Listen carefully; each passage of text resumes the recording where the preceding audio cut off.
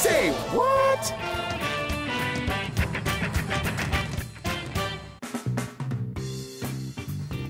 This just cracked me up, and you know what? It's things like this that in our solar system that I love. These nuggets. This is what happens when, like, remember Pac-Man? Yeah. Remember Space Invaders? Yeah. Let's say the two they meet, and so of course Pac-Man. You know that image of the yellow guy. There it is. Thank you so much.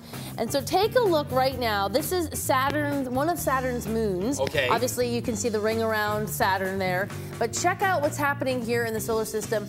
It's like they have called it Pac-Man in the sky. Whoa. Exactly. They Pac-Man in the sky with diamonds? Exactly.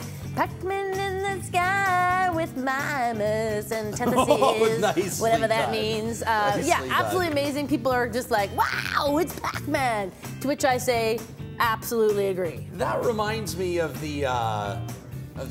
well, that doesn't matter. Remember we were talking about it yesterday, the hypercolor shirts that were big back in the day? Yes. What a bad idea. Or good. Well, you're giving them to, like, who wore hypercolor shirts? I did. Kids going through puberty with hormones out of control. Yeah. The imbalance was evident every Yeah. time you'd wear it. Yeah. All right, well, check this out. This is an amazing story out of Australia. Betty Harris had quite an estate, almost $20 million. But after the Australian widow passed away, a bit of a surprise for her family.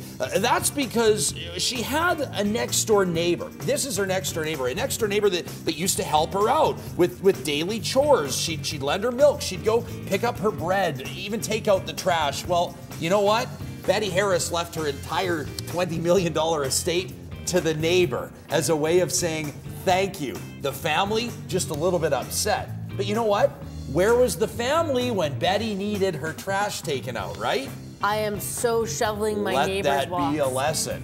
You never know. You never know. Amazing. It's terrible when people do things for that benefit, though. That's not sort of the moral of the But story. who knows if that's why the yeah. neighbor did it? You know what I mean? Beatrice Gray is her name, but now worth about $20 million more than she was before. All right, I'm not even sure. This is 20 million. This has over 200,000 hits right now on the YouTube. It's the latest craze. You've, of course, heard about this whole planking thing. We talked about it here on the show. It happened. Well, guess what? Now it's gone from planking. That's funny. And, you know, it's hard to do. Odd to do, for sure. Milking is now what's taken over. It's the latest craze to come out of Newcastle, England. Milking, yeah, very good for the skin. They did it first as a prank, and then they started finding it so hilarious that they would just find themselves milking anytime, anywhere. These students from Newcastle University, yeah. So no longer is planking the new thing, it's milking anytime, anywhere. And I'm sure if you ask any sort of mother when they hear the term milking, that's not what they would assume. So I wonder if anybody's ever, like, milked on a morning show before. I've certainly milked a joke.